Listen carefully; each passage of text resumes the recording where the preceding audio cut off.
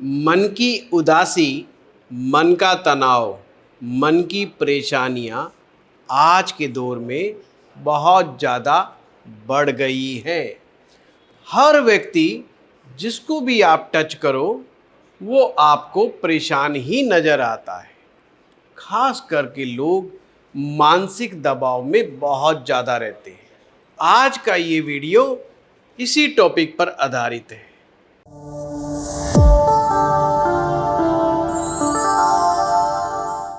ये कब होता है और क्यों ऐसा होता है?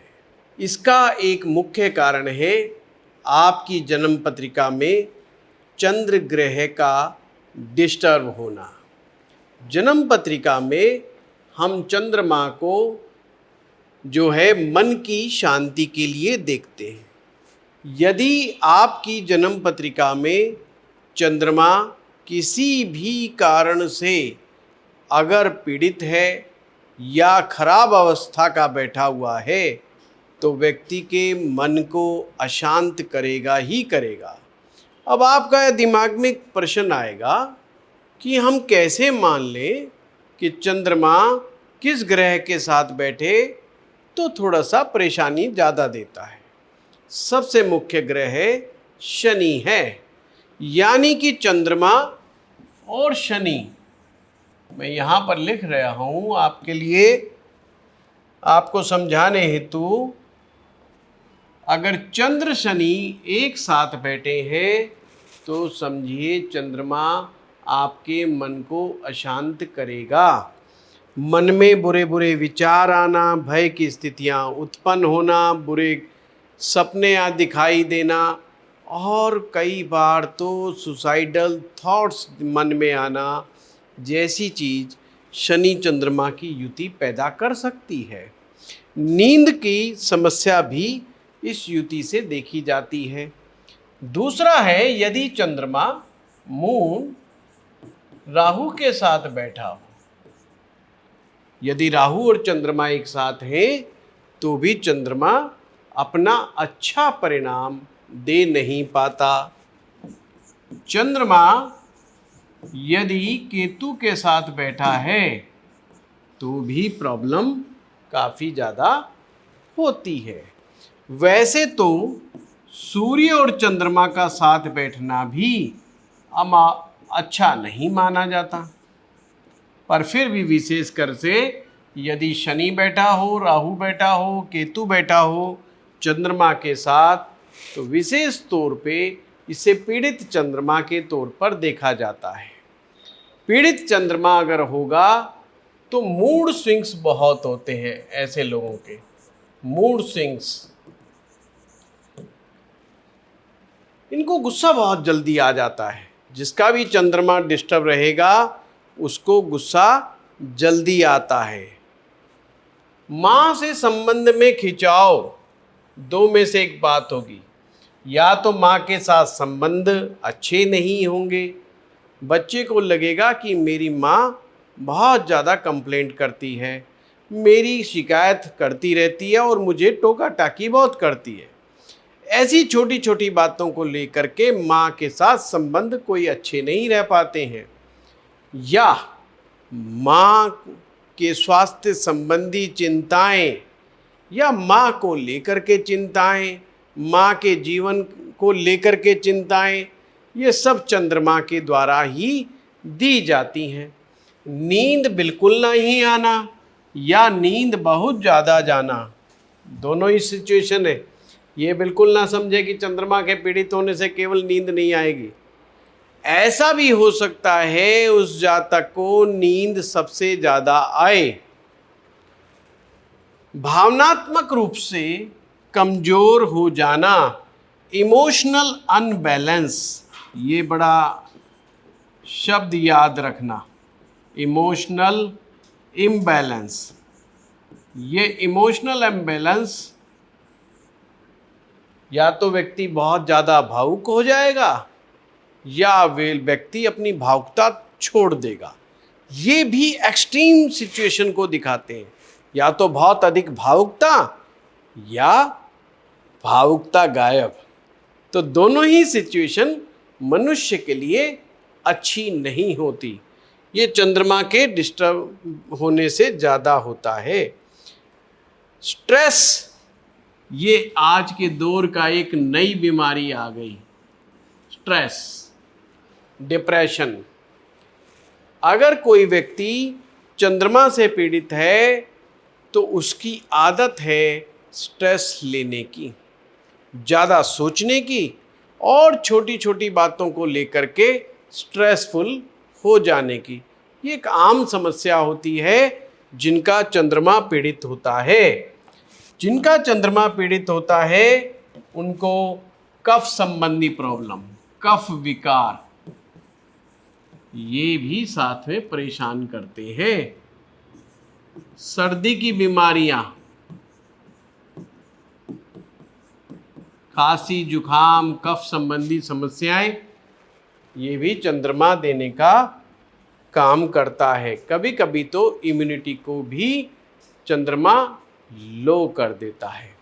जल संबंधी रोग, यानी वाटर से रिलेटेड, जल से संबंधित रोग, ये भी चंद्रमा से ही होते हैं। रिलेशनशिप का इशू, आपसी संबंध, ये भी चंद्रमा से होता है।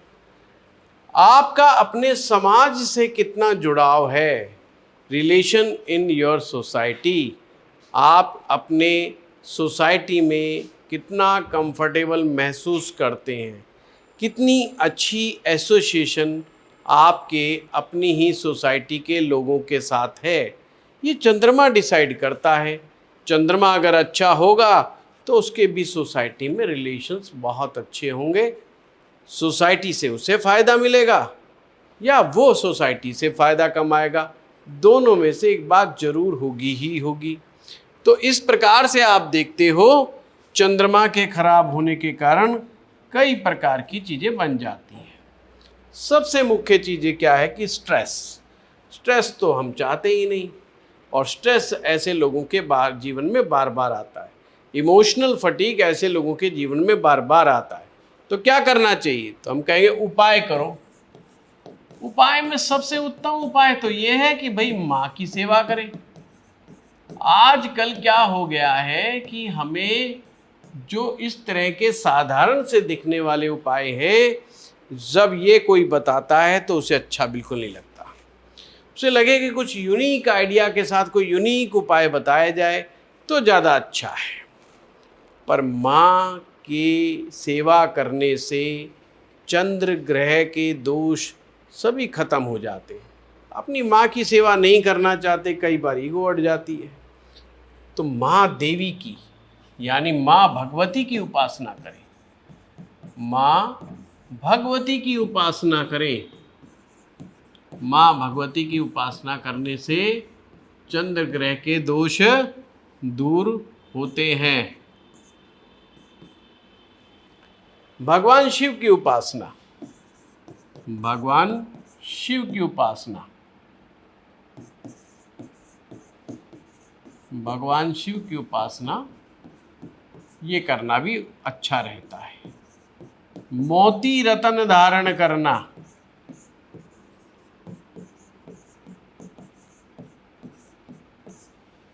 चांदी के बर्तन में भोजन करना, चांदी के बर्तन में भोजन करना,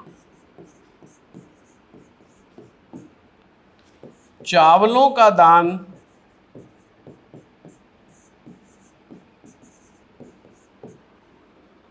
गरीबों को करना,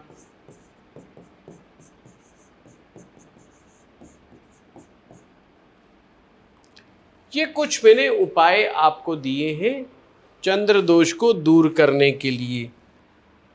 मेरा मानना ये है, चंद्र दोष हो तो दो कार्य करने चाहिए। अब ये मैं लास्ट में अपना अनुभव या कह सकते हैं जिससे हम लोगों को रिजल्ट अच्छे मिले, दो उपाय हैं।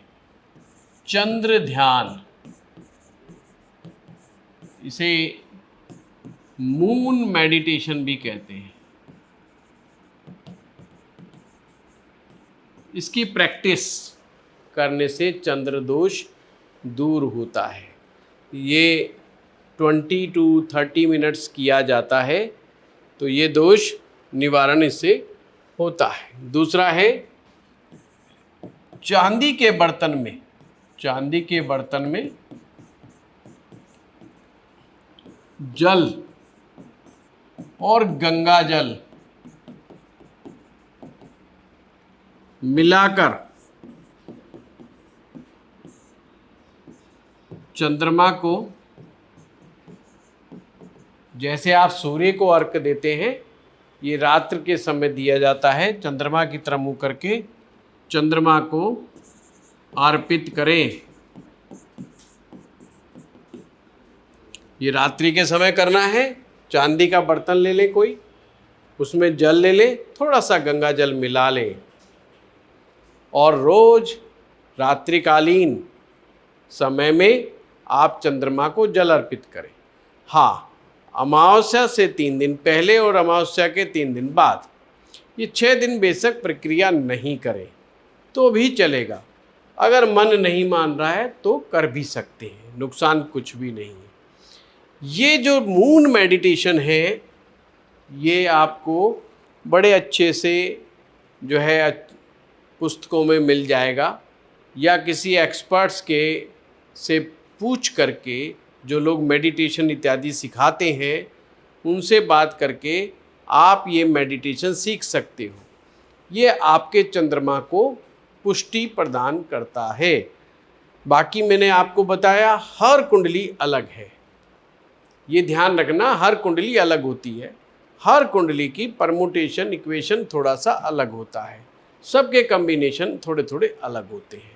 तो उसी प्रकार उनको देखते हुए उपाय भी कई बार अलग ही दिए जाते हैं। तो हो सकता है उपाय थोड़े से डिफ़र कर सकते। ये हम जो अपना अनुभव है या जो अक्सर हम लोगों को बताते हैं वो चीज़ देने का प्रयास कर रहे हैं। आपको ये वीडियो कैसा लगा, हमें लिख करके कमेंट्स करके ज़रूर बताएं। धन्यवाद।